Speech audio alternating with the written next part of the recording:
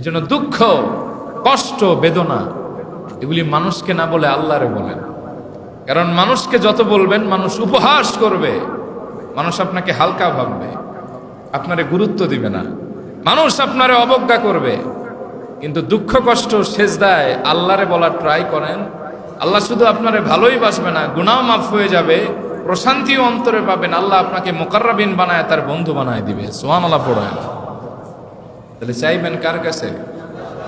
এক আঙ্গুল আকাশের দিকে উঠায় বলেন, চাইবেন কার কাছে? কেউ যেটা দেয় না, দেয় কে?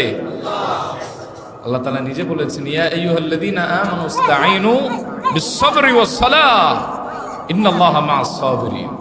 ঈমানদাররা আমার কাছে চাও দুটি মাধ্যমে, বিস-সাবর ধৈর্যের দ্বারা, আর একটা বিস-সালাহ নামাজের দ্বারা। ইন্নাল্লাহা মা'আস-সাবিরিন, নিশ্চয় আল্লাহ তাআলা ধৈর্যশীলদের সাথে আছেন। এই দুইটাকে সমন্বয় করে যেই ব্যক্তি চায়, সে যা চায় তাই পেয়ে যায়। সুবহানাল্লাহ পড়েন।